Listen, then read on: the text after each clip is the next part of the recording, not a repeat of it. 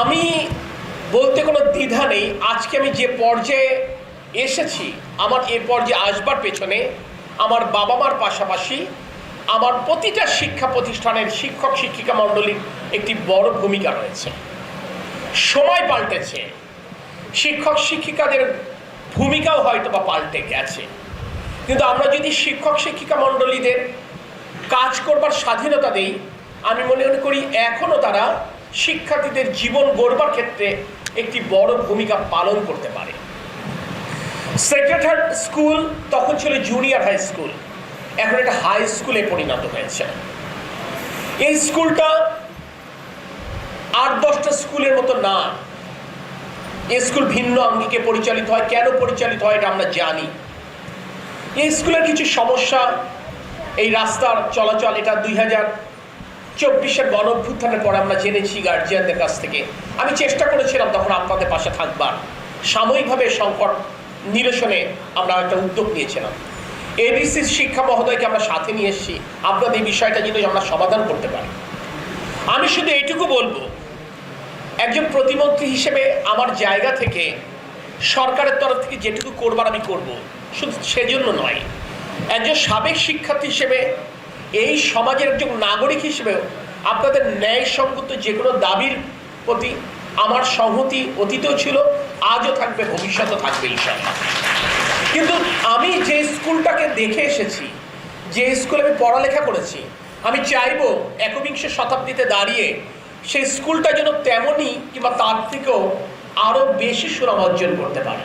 অর্থাৎ আজ যারা পড়ালেখা করছেন, পড়ালেখা করছো, তোমাদেরকে এই যুগের মতো নিজেদেরকে তৈরি করতে হবে, এবং এই যুগের মতো যেন তৈরি হতে পারো সেই কারণে বর্তমান প্রধানমন্ত্রী যারা তারেক রহমান কিন্তু উদ্যোগ গ্রহণ করেছেন, এক্সট্রা কারিকুলার অ্যাক্টিভিটিসে বেশি ফোকাস করছেন পড়ালেখার পাশাপাশি। অর্থাৎ আমরা পড়ালেখার পাশাপাশি ইংরেজি এবং বাংলার পাশাপাশি আমরা তৃতীয় ভাষা শিক্ষা দিতে চাই। সেই ভাষা অ্যারাবিক হতে পারে, সেটি জার্মান হতে পারে, চাইনিজ, জাপানিজ, কোরিয়ান, যে কোনো ভাষা হতে পারে। এই ভাষা শিক্ষাতে আমাদেরকে অনেক বেশি মনোযোগী হতে হবে। আমি মনে করি এ ব্যাপারে স্কুল কর্তৃপক্ষ ভূমিকা রাখবেন। এখানে সায়েন্স ল্যাবের কার্যক্রম বাড়াতে হবে, এখানে অবশ্যই কম্পিউটার ল্যাব ওয়েল ইকুইপড হতে হবে, এখানে অবশ্যই লাইব্রেরি ওয়েল রিচ থাকতে হবে।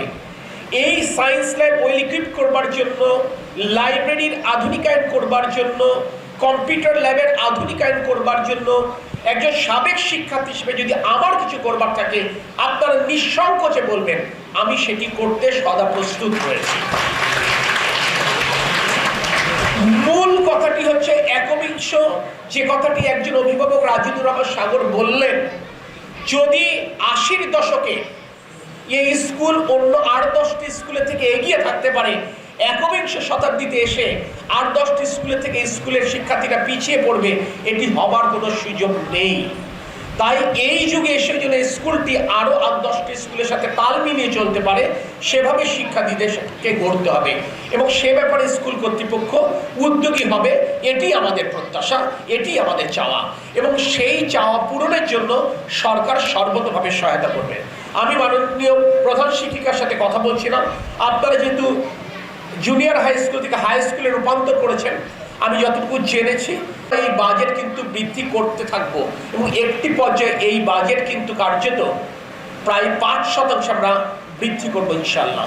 সেক্ষেত্রে আমরা কোনো জায়গায় কিন্তু কোনো কার্পণ্য করতে চাই না, যাতে করে যাদের চোখ দিয়ে আমরা আগামীর বাংলাদেশটি দেখতে চাই, যাদের হাত দিয়ে আগামীর বাংলাদেশটি আমরা গড়তে চাই, তারা যেন প্রকৃত অর্থেই নিজেদেরকে যোগ্য করে তুলতে পারে আগামীর চ্যালেঞ্জ মোকাবেলায়।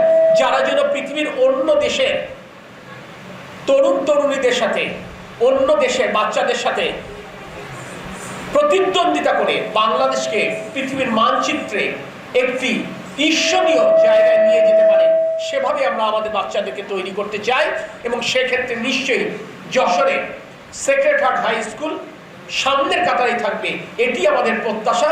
এবং সেই জায়গায় নিয়ে যাওয়ার ক্ষেত্রে বাংলাদেশের বর্তমান সরকার সর্বতভাবে স্কুলকে সহায়তা করবে, এবং সহায়তা করবার ক্ষেত্রে আমি এই স্কুলের একজন সাবেক শিক্ষার্থী হিসেবে অবশ্যই এই স্কুল এবং সরকারের মধ্যে সেতুবন্ধন রচনা করবার ক্ষেত্রে কাজ করবো ইনশাল্লাহ। সকলে ভালো থাকবেন।